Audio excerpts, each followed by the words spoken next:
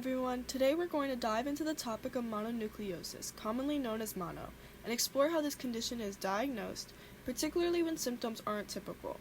We'll also touch on how the Epstein-Barr virus, the most common cause of mono, interacts with the immune system. Unfortunately, Bubbles got sick.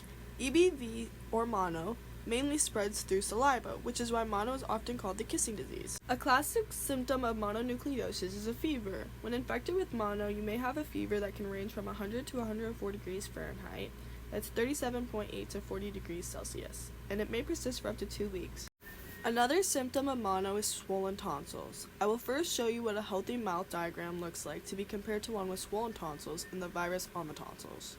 Traditionally, this is what a healthy, non-infected mouth would look like. Now we see Bubbles once again with her fever. The white spots you notice on the swollen tonsils is the virus.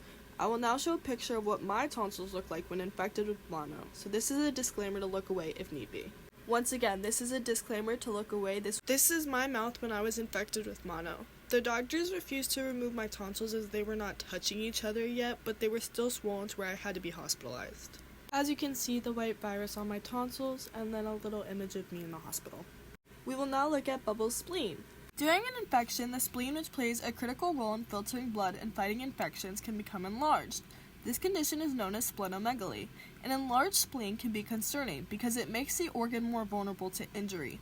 Although spleen rupture is rare, it is a serious complication that requires immediate medical attention. For this reason, it's strongly recommended to avoid contact sports or heavy physical activity if you are dealing with mono. Bubbles' lymph nodes are swollen, so let's take a look.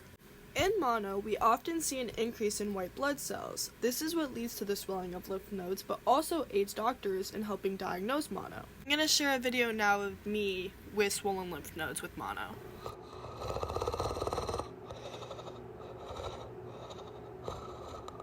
As previously mentioned, mono transmits via saliva, so it is called the kissing disease, but it can also be shared through other methods, such as sharing a drink.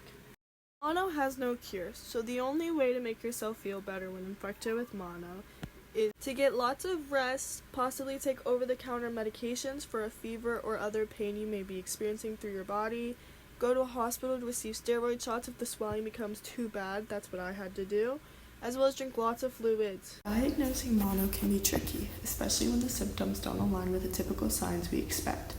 One of the most commonly used diagnostic tools is the antibody test, specifically a serological test which looks for antibodies in the blood.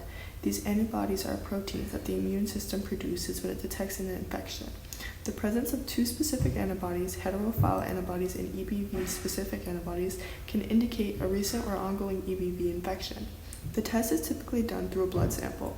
Sometimes results can be negative if the test is performed too early in the infection, or if the patient hasn't yet developed a significant level of antibodies.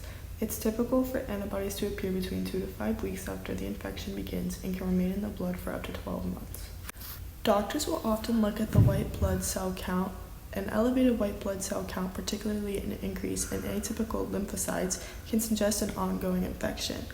Although this isn't conclusive for mono, as other conditions can cause similar elevations. High levels of white blood cells are often linked to common symptoms like fever, fatigue, sore throat, and swollen lymph nodes. These are direct results of the immune system fighting off the infection. White pulp contains lymphocytes, which are white blood cells that are key players in immune responses. When blood enters the spleen, the white pulp helps monitor it for signs of infection or any foreign substances. Although the red pulp is mainly responsible for filtering out old red blood cells, the white pulp plays a secondary role in eliminating any infected or malfunctioning blood cells that may come through the spleen.